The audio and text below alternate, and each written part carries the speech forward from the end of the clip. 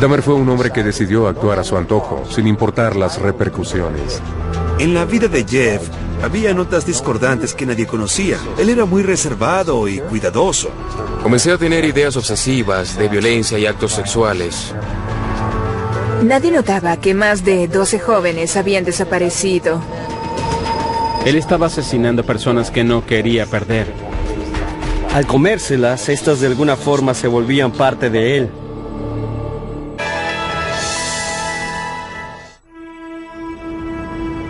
Milwaukee, Wisconsin, 22 de julio de 1991. Las cámaras de la prensa y la gente se amontonan frente a un edificio en el norte de la ciudad. Cuando se riegan los detalles y se extraen las evidencias, los vecinos se percatan de que habían estado conviviendo con un asesino en serie. Al principio hubo cierto escepticismo, no solo de parte de los agentes de policía, también de parte de los vecinos que contemplaban desde las aceras. Los crímenes de Jeffrey Dahmer atrajeron y horrorizaron al mundo. En poco tiempo se convirtió en uno de los asesinos más infames de la historia.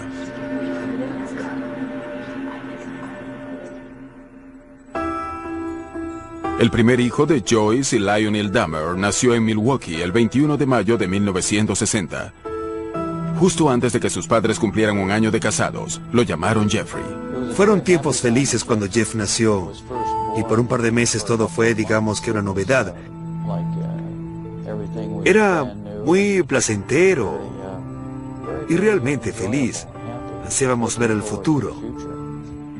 Jeff se volvía un niño inteligente y cariñoso mientras su padre estudiaba para graduarse de químico. Él era un niño entusiasta. Le encantaba luchar, correr y lucirse ante una cámara. Y le gustaba jugar con otros niños, juntarse con ellos. Era muy extrovertido. Jeff también era un niño sumamente curioso. Le gustaba jugar, tocar las cosas y saber su textura. Parecía estar en sintonía con lo que le rodeaba. Quería saber lo que sucedía. También desarrolló una fascinación por los animales. A los 4 años, Jeff vio cómo su padre recogía huesos de animalitos que habían muerto debajo de la casa. Los saqué de abajo y al tirarlos en un balde donde los estaba reuniendo, estos hacían un sonido metálico y él los volvía a arrojar para oír cómo sonaban. En retrospectiva, todo esto se ve lúgubre y siniestro, pero yo lo veía como la curiosidad de un niño. Luego de terminar sus estudios y sacar un doctorado en química, Lionel se mudó con su familia a Ohio. Se reubicaron 3 veces hasta establecerse en un terreno con casi 1 kilómetro cuadrado de bosque en Bath, ubicado a 1 hora en auto al sur de Cleveland. Fue ahí donde Lionel comenzó a notar que Jeff, antes tan sociable, se había vuelto tímido y retraído. Al parecer no podía socializar, simplemente no se le veía a gusto. Para cambiar los ánimos de su hijo Jeff, sus padres le dieron un perro, Frisky. Jeff lo adoraba. Él no se mostraba nervioso con los conocidos, con su perro o el hijo del vecino, pero mostraba mucha timidez y sentimientos de inferioridad que a nosotros nos preocupaban. Para los Dahmer, lo que Jeff necesitaba era sentirse más involucrado y lo dejaron elegir el nombre de su hermanito. Él decidió que se llamaría David. Lionel también motivó a su hijo a participar en actividades donde tuviera contacto con otros niños. Intentábamos involucrar a Jeff en actividades que según nosotros lo iban a hacer interactuar con seres humanos. La idea era obligarlo a la interacción. Durante los fines de semana, padre e hijo cultivaban y criaban ovejas para competencias. Para conmemorar sus días de huerta, el niño Jeff le dio a su padre una tarjeta pintada con un poema.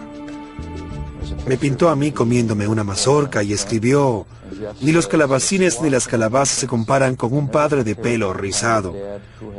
Y dice, este poema es de Jeff y te amaré hasta la muerte. Cuando Jeff tenía 10 años, hospitalizaron a su madre para tratarla de ansiedad. El matrimonio de sus padres comenzó a derrumbarse. En su adolescencia, le seguían fascinando los animales pequeños. Sentía curiosidad en saber cómo eran por dentro. Según se relata, Dahmer en su infancia pescaba un día con unos amigos en Bath, Ohio. Los otros niños habían logrado pescar algo, pero cuando Jeffrey sacó el suyo, le abrió el vientre en el muelle y se sintió fascinado por lo que vio en su interior. Para recolectar nuevos especímenes, Jeff recorría las carreteras de Ohio con bolsas en busca de animales arrollados. Luego los llevaba al patio trasero de la casa y los disecaba a escondidas entre los árboles. Estoy convencido de que fue ese el momento en el que su mente comenzó a caer en un precipicio. Y esto está asociado con su pubertad, época en que uno produce muchas hormonas. Uno hace esa cosa terrible que es investigar las entrañas de los animales al mismo tiempo en que se está desarrollando tu sexualidad. El Jeff adolescente estaba descubriendo que solo sentía atracción sexual por los hombres. Pero sus fantasías de relaciones homosexuales se entremezclaron con otras de asesinar y desmembrar. Creo que fue cuando tenía entre 14 o 15 años cuando comencé a tener pensamientos obsesivos de violencia mezclados con relaciones sexuales. Y fueron cada vez peores. No sabía cómo decírselos a nadie, así que me los guardé. Una de sus fantasías era acostarse al lado de un hombre inconsciente. Por primera vez, Jeff cruzaba la frontera de lo imaginado y entraba en acción. Hizo un plan. Dejar inconsciente de un batazo a un trotador que corría por las cercanías y acostarse a su lado. Pero el día que decidió atacar, la víctima no pasó. Jeff abandonó la idea del bate. Cuando Jeff comenzó la secundaria, sus fantasías sexuales lo traumatizaron. Para evadirse, comenzó a beber. Camino a clases en la mañana, llenaba una taza con licor en la casa de un amigo. Recuerdo haber estado un día sentada a su lado en la primera hora de una clase de historia, y él tenía una taza llena de whisky. Le pregunté, Jeff, ¿qué es eso? Y él echó la cabeza hacia atrás y dijo, es mi medicina. Pero era obvio que se embriagaba a las 8 de la mañana. En casa, Jeff veía cómo el matrimonio de sus padres se derrumbaba. Cuando las peleas entre ellos se hicieron más intensas, él se ocultaba entre los árboles y golpeaba los troncos con varas. Solía escapar de la casa hacia los árboles, enfadado, y me preguntaba por qué tenían que tener una relación tan violenta. Permaneció distante. Pocas cosas le interesaban y casi no tenía amigos cercanos. Aún así parecía tener sentido del humor. Los chistes solían ser sobre él. Se forjó la reputación de ser el payaso del salón. En la escuela, cuando alguien se portaba de manera extraña o de modo impredecible, le decían que era un Dahmer. De repente oías a alguien aullando y corriendo por el pasillo, y era Jeff Dahmer en pleno día, que daba palmadas y gritaba, simulacro de huracanes, escóndanse todos. Jeff les cobró a sus compañeros de clases para hacer un show en un centro comercial. Una mujer estaba regalando semillas de girasol y Jeff tomaba una, luego otra y luego otra, muy educadamente como siempre. Y luego las escupe por todo el piso y comienza a gritar con todas sus fuerzas, soy alérgico, soy alérgico, soy alérgico, y se va corriendo. Cuando estaba en el 11º año, Jeff tuvo un viaje escolar a la capital de Estados Unidos. Jeff dijo, tengo una idea, visitemos al vicepresidente. Todos nos reímos y decíamos, sí, claro, al vicepresidente. Fue a un teléfono público y volvió diciendo que en 2 horas los iban a atender en las oficinas del vicepresidente Walter Mondale. Les dijo que estudiábamos en una secundaria de Ohio, que éramos del diario escolar, que nos íbamos a quedar ahí una semana y queríamos hablar con alguien en la vicepresidencia. Sus hábiles palabras funcionaron. Dahmer logró que sus compañeros de clase pudieran reunirse con Mondale en su oficina. En el aula, Jeff era una especie de estudiante modelo. Era muy educado con los adultos, se vestía muy bien, era muy respetuoso con los maestros.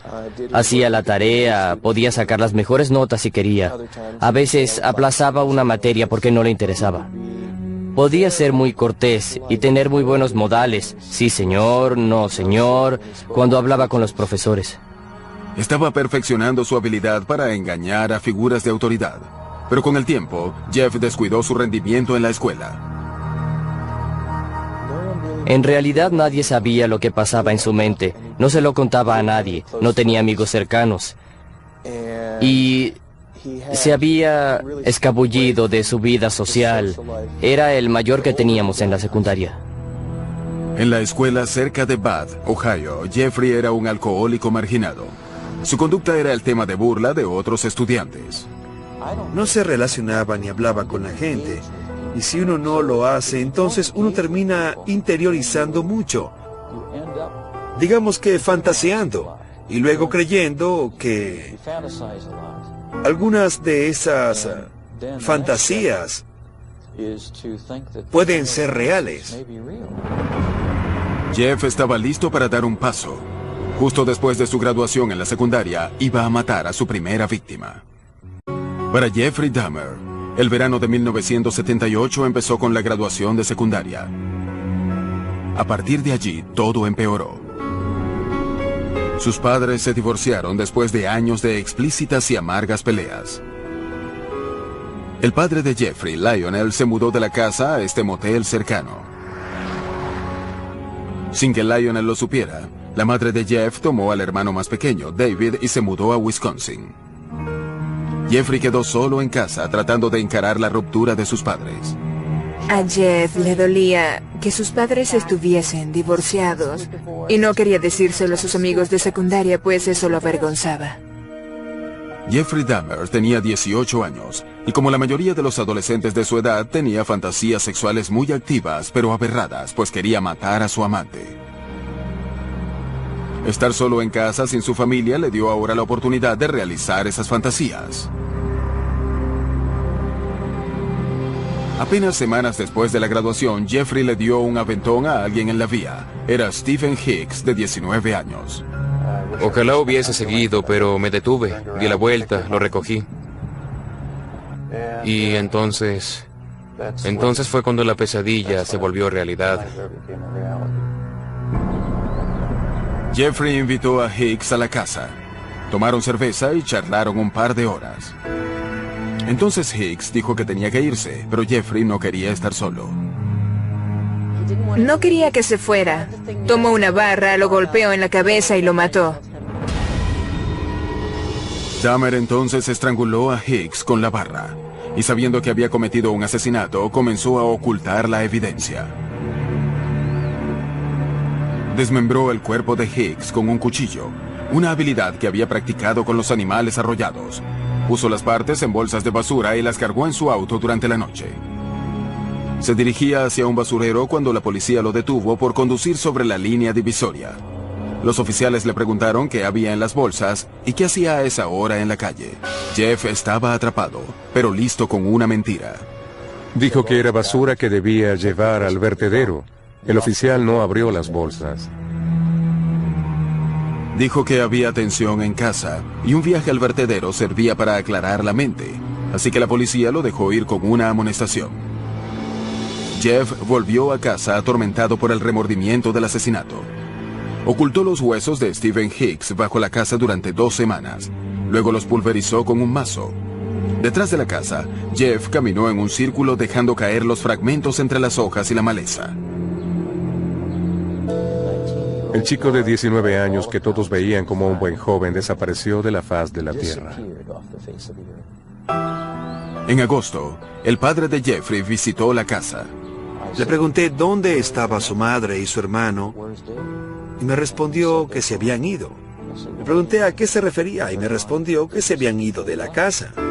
El padre de Jeff volvió a mudarse a la casa y alentó a Jeff a buscar un empleo, pero este no estaba interesado. Pasaban los días bebiendo e incluso lo arrestaron por embriagarse en público. Lionel llevó a su hijo a reuniones de alcohólicos anónimos y a sesiones de orientación psicológica que fueron muy poco útiles. Nada podía borrar la violencia y el terror de su primer asesinato, grabados en su mente. Solo el alcohol parecía aliviarlo. Para finales del verano, Jeff aún no trabajaba. Lionel entonces le sugirió una alternativa, la universidad, e hizo inscribir a Jeff en la Ohio State. Adaptarse a la universidad cuando se es nuevo siempre ha sido difícil, pero matar, desmembrar y esparcir a alguien detrás de tu casa, eso lo hacía aún más difícil. Era aterrador. Estuvo ebrio todo el primer trimestre. Vendió sangre a los bancos de sangre y gastó el dinero en cerveza. Como era de esperarse, Dahmer reprobó y volvió a casa. Le dije que las puertas se estaban cerrando y que quizá lo mejor era entrar en el ejército. Como todas las otras decisiones que habían sido tomadas para él, Jeff se enroló pasivamente. Después de terminar su entrenamiento básico, fue a un hospital del ejército en San Antonio, Texas, donde fue instruido como médico de campo. Allí, Dahmer aprendió más sobre anatomía humana. Fue una de las primeras veces en su vida que se emocionó por lo que estaba haciendo, reaccionando a la instrucción y a la disciplina. Después de medio año en el ejército, su cuerpo se había vuelto delgado y fuerte. Ya no solía ser tan tímido y apartado, sino extrovertido. Pero el cambio de humor fue temporal. El ejército lo envió por un periodo de servicio en Alemania, donde una vez más Jeff comenzó a beber. Sus superiores se dieron cuenta y le dieron de baja antes de tiempo. Fue directamente a Miami Beach, sin contactar a su familia. Trabajó en una tienda de emparedados y vivió en un motel. Cuando sus deudas por el alcohol excedían el costo de la habitación, Jeff dormía en la playa. Una noche se horrorizó cuando una enorme rata anduvo sobre él. Nos llamó pidiéndonos un poco de dinero. Le dije que no le íbamos a enviar dinero, sino un boleto de regreso a casa. Lo vi en el aeropuerto Cleveland Hopkins y estaba sonriendo. Pero al acercarme noté que no era una sonrisa de felicidad, sino de embriaguez. Lionel intentó ayudar a su hijo alcohólico. Intentamos que tomara orientación psicológica. Lionel lo llevaba a la oficina y lo veía entrar. Pero luego Jeff nos dijo que cuando Lionel se iba, él salía por la puerta trasera a pasear por la ciudad. Frustrado, Lionel envió a Jeff a vivir con su abuela cerca de Milwaukee. Jeffrey mostró más apego por su abuela que por ninguna otra persona. Hubo cierto periodo de estabilidad cuando vivió en su casa.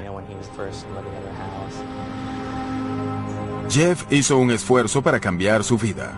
Dejó de beber, fue a la iglesia y luchó contra lo que creía eran impulsos homosexuales inmorales que al final lo condujeron a sus inevitables fantasías de asesinato. Dahmer incluso encontró trabajo, primero en un banco de sangre, luego como mezclador de chocolate en una fábrica de dulces. Pero el estilo de vida de ir a la iglesia y vivir correctamente, como él lo llamaba, no duró. Después de 3 tranquilos años en casa de su abuela, Jeff se vio cara a cara con sus miedos. En la biblioteca, un hombre le dio una nota en la que le ofrecía sexo. Dahmer se negó, pero luego dijo que la nota fue un momento crucial. Le despertó sus profundos deseos sexuales y quería la sumisa compañía de otro hombre, alguien que llenara sus necesidades sexuales, aunque a la vez no quería cargar con las necesidades sexuales de nadie. Jeffrey comenzó con un compañero completamente sumiso. Robó un maniquí de una tienda. Guardó al hombre de plástico en su armario y lo sacaba para masturbarse sobre él. Dahmer ya experimentaba con la idea de tener un compañero sexual que pudiera controlar totalmente. Su abuela halló el maniquí y le insistió a Jeff que se deshiciera de él. En sus noches libres, Jeffrey comenzó a explorar la vida gay en Milwaukee, mirando tiendas porno y visitando baños sauna. Los baños sauna eran un lugar de encuentro para hombres que buscaban sexo anónimamente. Para tomar sumisos a sus compañeros, Jeff les daba bebidas mezcladas con píldoras para dormir. El único modo en que de verdad podía estimularse y excitarse era si la otra persona no tenía voluntad. Cuando caían inconscientes, se acostaba cerca de ellos a oír los sonidos de sus cuerpos, sus latidos, su digestión. Pero los experimentos con drogas acabaron cuando a uno de los hombres le dio una sobredosis y tuvo que pasar una semana en el hospital. A Jeff se le pidió no volver nunca más al club. Sin embargo, pronto descubrió los bares y discotecas gay de Milwaukee, que se convirtieron en sus sitios preferidos de caza. Casi a sus 30 años, Jeffrey Dahmer vivía en Milwaukee, en casa de su abuela, y recorría los sitios gay de la ciudad. Nadie imaginaba que este solitario de aspecto juvenil iba a convertirse en un asesino en serie. Dahmer podía encajar en cualquier grupo y nunca dio la impresión de que estaba loco o que era un asesino en serie. Por eso fue tan exitoso, no era un individuo repulsivo. Y los clubes gay nocturnos de Milwaukee no eran la excepción. Se le consideraba dulce en la comunidad gay.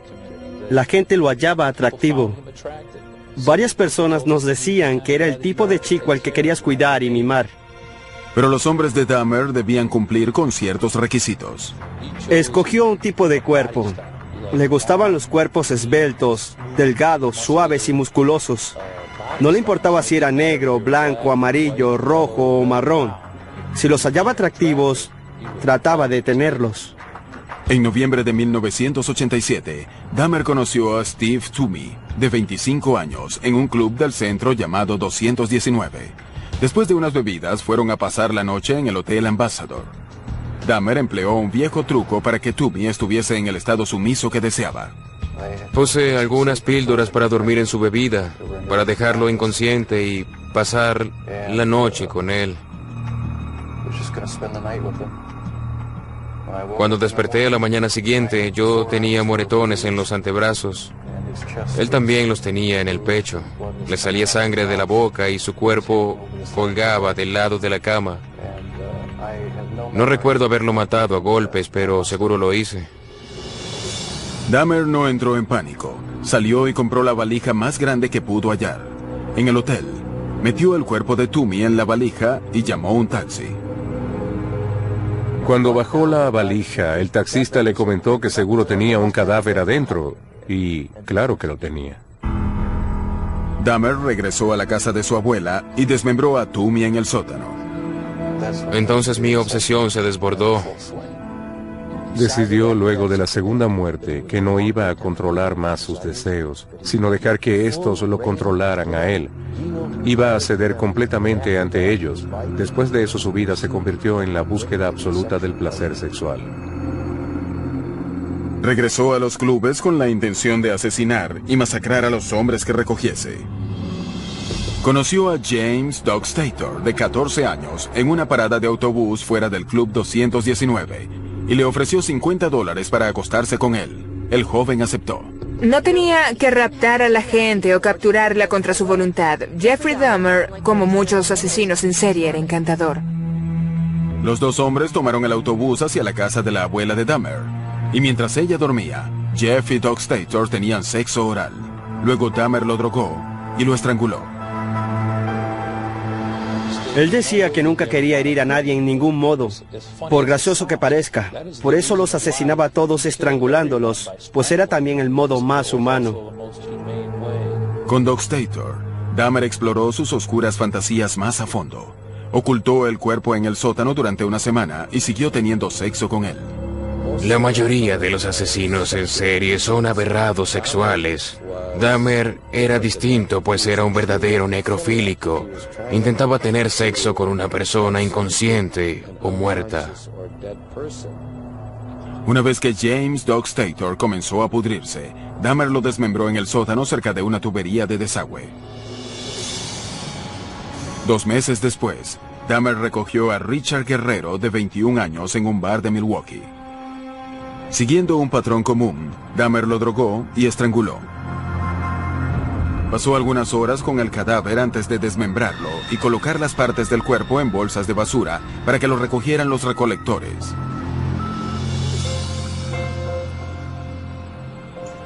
La abuela de Jeffrey se encontraba molesta con él por sus trasnochos, por el maniquí en su habitación y ahora por los extraños olores del sótano. Es impactante vivir con alguien que parece cuidarte y cuya vida secreta en realidad es la de un asesino que descuartiza hombres en el sótano.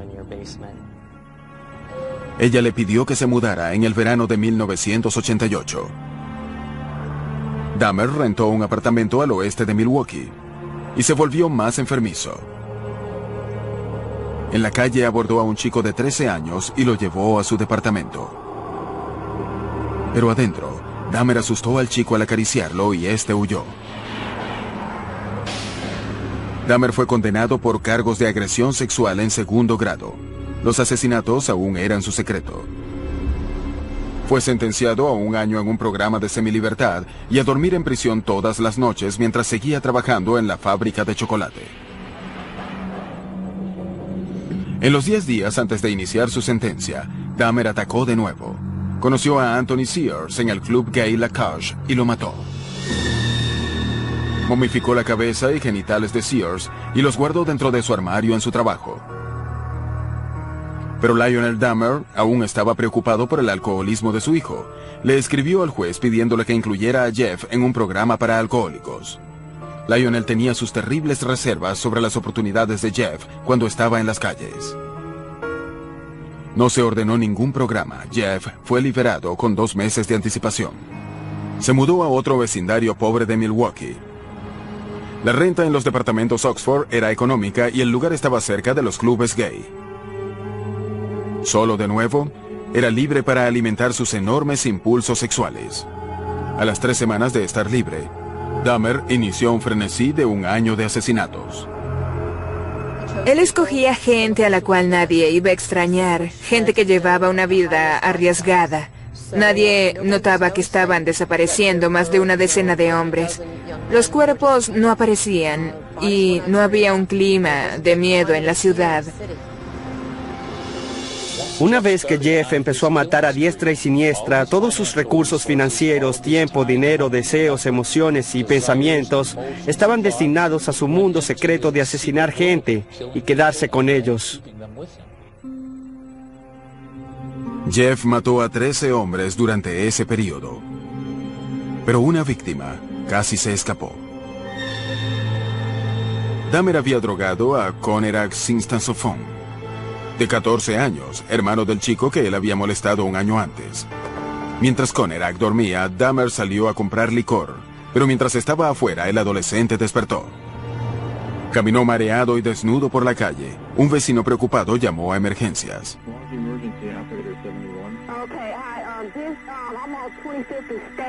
And this is young man, he is butt naked, he has been beaten up, he is very bruised up. He can't stand, he's study fall out, he is butt naked, he has no clothes on, he is really hurt. Cuando llegó la policía, Dahmer había regresado de comprar cerveza. Al igual como encaró a los policías en Bath, Ohio, después de su primer asesinato, Dahmer mintió con soltura. Intervino y dijo que el chico era su amante, que solo había bebido y que quería llevárselo a casa. Llevó a los policías a su departamento y les mostró las fotografías que había tomado del adolescente, como prueba de su relación. La policía creyó que el chico de 14 años era mayor de edad y lo dejaron con Dahmer.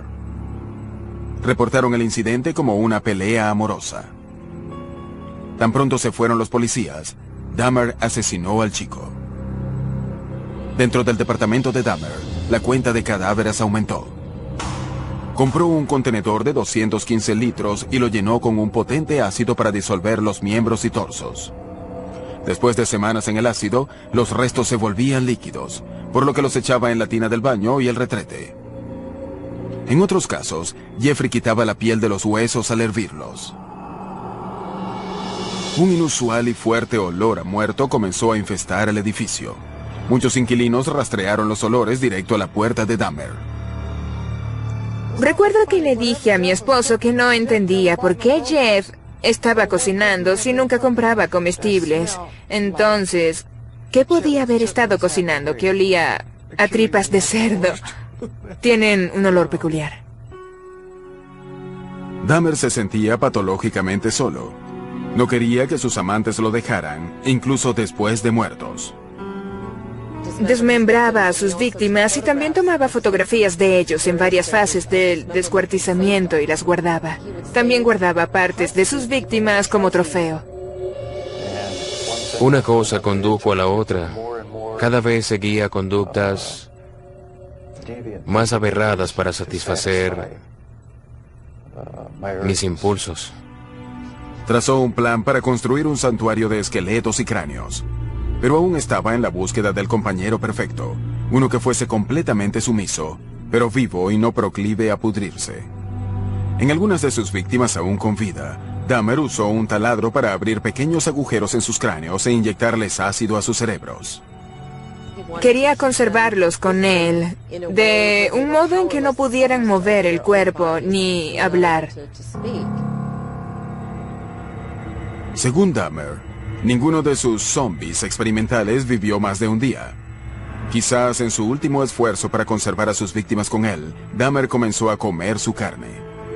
Me hizo sentir como si fuesen una parte permanente de mí.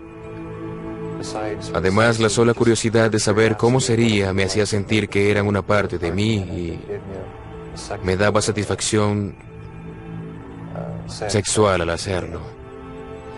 En todo este año de asesinatos despiadados, Dahmer aún conservaba una apariencia normal. En este video grabado de la casa de su abuela el día de Acción de Gracias, Dahmer habló sereno con su padre.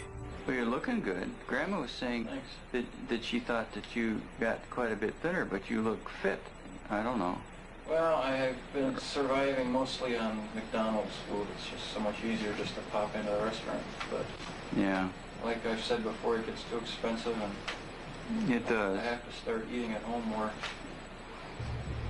Es sorprendente ver cómo podía sentarse allí y mostrarse tan presentable, con una buena chaqueta y hablando de forma optimista e inteligente sobre su trabajo. Sorprende cómo un ser humano puede ocultar otra forma de ser. Aunque parecía normal ante aquellos cercanos a él, la vida secreta de Jeffrey Dahmer estaba por ser expuesta. En julio de 1991, la ciudad de Milwaukee descubrió a un asesino en serie, Jeffrey Dahmer, de 31 años. Un hombre, Tracy Edwards, logró escapar de los horrores del departamento de Dahmer y detuvo a una patrulla que pasaba. Cuando los oficiales entraron al departamento, hallaron 83 fotografías de cuerpos en varias fases de descuartizamiento y algo más impactante en la cocina. Cuando los oficiales llegaron allí esa noche, encontraron la cabeza de una de las víctimas en el refrigerador y otras partes en el congelador. Uno de los oficiales dijo que abrió el congelador y oyó un grito. Luego se dio cuenta de que había sido él mismo.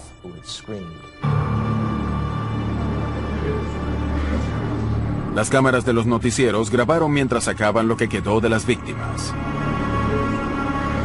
Un contenedor de 215 kilogramos con los torsos de 3 hombres.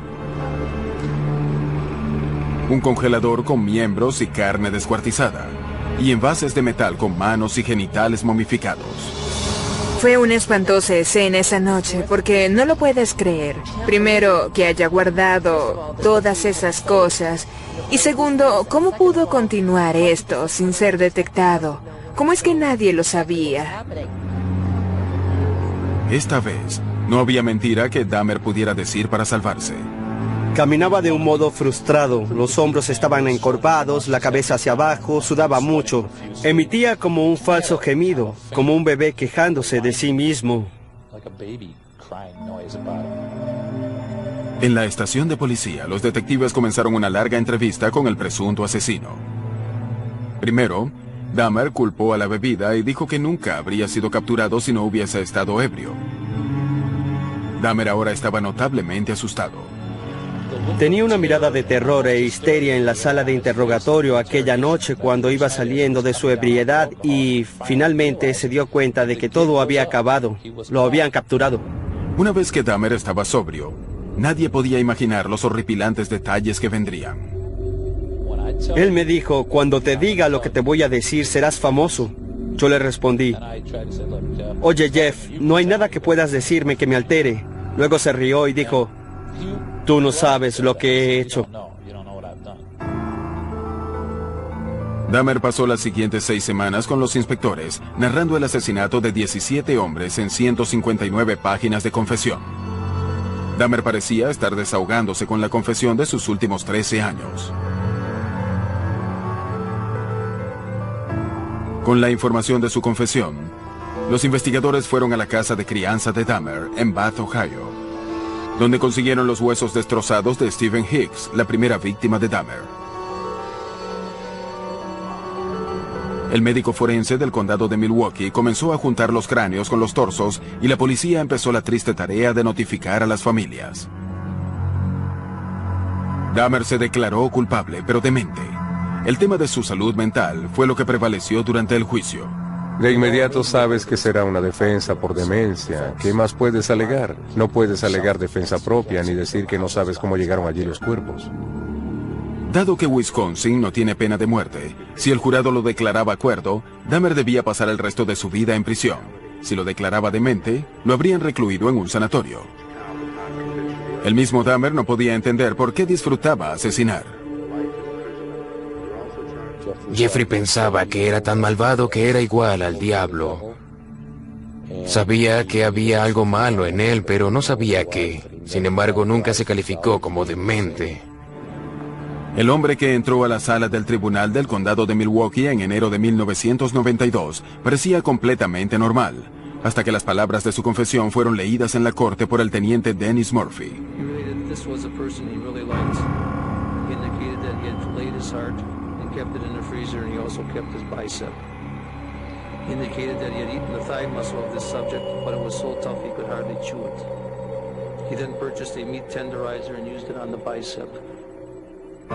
El padre de Dahmer, Lionel, se sentó en la sala junto a su segunda esposa, Shari, pasmado ante lo que escuchaba. Nadie nos amortiguó el golpe. Nadie nos preparó con ninguno de estos detalles. ¿Cómo podía ser? ¿Cómo es que yo no sabía? Aunque los crímenes de Dahmer eran horripilantes, el país estaba fascinado. La fascinación con el juicio fue increíble. Recuerdo que era sábado y había una exposición de autos cerca. Las familias llegaban con su bolsa de la exposición de autos y se paraban en fila para pasar por el detector de metales y entrar a ver al asesino en serie. Los crímenes de Dahmer parecían ser pruebas abrumadoras de demencia. ¿Qué más podía explicar las acciones de un hombre que tenía sexo con los muertos, que descuartizaba sus cuerpos y se comía su carne, todo para tener satisfacción sexual? Pero la ley tiene una interpretación muy estricta de demencia. El equipo de defensa de Dahmer tenía que probar 2 cosas: que padecía una enfermedad mental y que eso no lo dejaba distinguir entre lo bueno y lo malo. La necrofilia, una compulsión de tener sexo con los muertos, se reconoce como un trastorno sexual, pero eso no hace a alguien legalmente demente. Él argumentaba que el impulso necrofílico era tal que no podía controlarlo. Pero eso no lo aceptamos en Estados Unidos como defensa, así como no aceptamos el impulso de los pedófilos de tener sexo con niños. En una decisión de 10-2, el jurado declaró a Jeffrey Dahmer legalmente cuerdo. Algunos familiares de las víctimas de Dahmer se sentaron calmados en la corte y otros lloraron.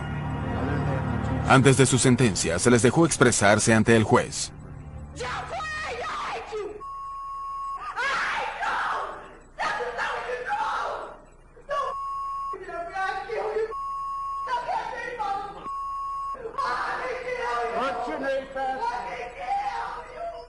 Una vez que se restauró el orden, Dahmer habló públicamente por primera vez.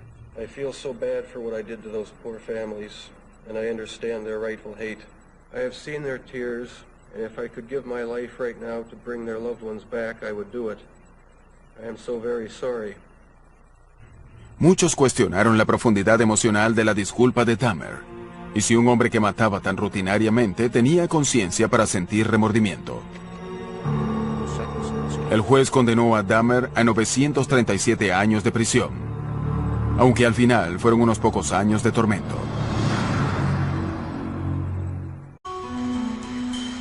El hogar final de Jeffrey Dahmer fue la Institución Correccional de Columbia en Portage, Wisconsin.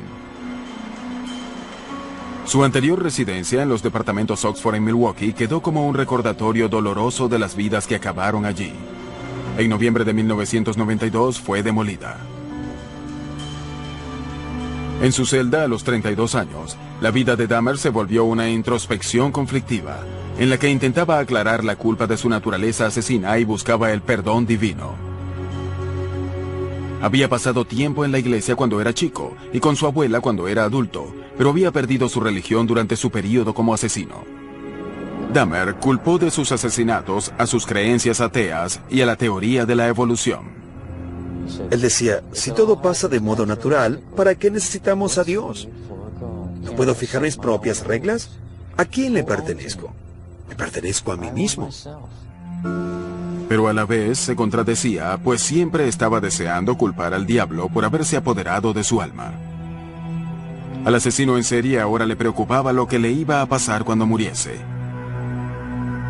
Dahmer decidió que quería ser bautizado. En abril de 1994, el pastor de la prisión llamó al predicador Roy Radcliffe para hablarle al interno. Era una persona muy agradable. Siempre sentí que yo trataba con un niño con el cuerpo de un hombre. Podía en realidad entusiasmarse e interesarse en cosas buenas e ingeniosas, como si fuera un niño. Un mes después, Dahmer fue llevado al centro médico de la prisión, donde fue bautizado en una piscina. Por el camino nos topamos con prisioneros, con trapeadores, escobas y otros instrumentos de limpieza. Cuando vieron que era Jeff, lo llamaron de un modo muy amigable. Oye, JD, ¿cómo estás? Y él respondió, voy a ser bautizado. ¿No es genial? Dahmer, al parecer, estaba llevando a cabo una notable transformación en prisión. Formulaba preguntas y decía, pero esperen, ¿y qué hay con esto? ¿Qué hay con eso? Se mostraba interesado y preocupado por nuestro bienestar. Te tendía una mano. Se estaba volviendo a humanizar. Pero las oscuras fantasías de casa permanecían con Dahmer. Él admitió en prisión que la compulsión nunca lo dejó. Aún estaba obligado a matar. Aún tenía ese deseo de matar, incluso dentro de los muros de la prisión. Probablemente tendré que vivir con eso el resto de mi vida. Ojalá se fuese, ojalá hubiese algún modo de deshacerme por completo de los pensamientos y sentimientos compulsivos. Teresa Smith visitó a Dahmer en prisión. Jeffrey había matado a su hermano Eddie. Lo primero que hizo cuando vino fue disculparse por matar a mi hermano. Le pregunté que por qué mi hermano, y él respondió que vio el modo en que Eddie bailaba, que le gustó cómo se veía y que le atraía. Dijo que lo estranguló y que intentaba un nuevo experimento para conservar el cráneo y el cuerpo. Pero no funcionó. Por eso tuvo que destruirlo. Eso fue lo que dijo. Dahmer había pasado toda su vida adulta siendo el depredador, pero en prisión se volvió la presa. Ahora el infame asesino en serie era el blanco de otros internos. En agosto de 1994 fue atacado en la capilla de la prisión con un cuchillo improvisado, pero sobrevivió. Sin embargo, el 28 de noviembre de 1994, el interno Christopher Scarver, que se llamaba a sí mismo Cristo, atacó a Dahmer con una barra de metal del gimnasio de la prisión. Dahmer murió camino al hospital. Creo que a nadie le sorprendió que lo asesinaran en prisión. Era obvio que lo querían matar desde que entró allí. Entre sus últimos deseos, Dahmer había pedido ser cremado y que sus padres se repartieran las cenizas. Hay afirmaciones en su testamento que decían, no quiero lápida, ni sepultura, ni funeral. No quiero nada de eso. Yo quiero ser erradicado.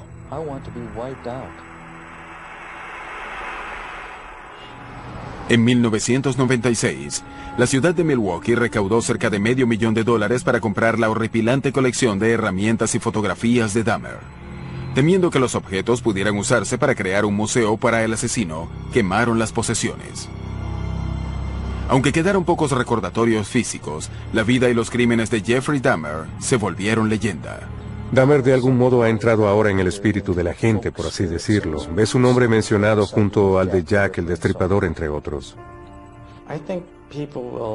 La gente siempre lo mencionará y siempre lo contará entre el panteón de asesinos horrendos. En el año 2002, el director David Jacobson estrenó Dahmer, una película basada en la vida de Jeffrey. Jacobson esperaba mostrarle al público el lado normal del asesino.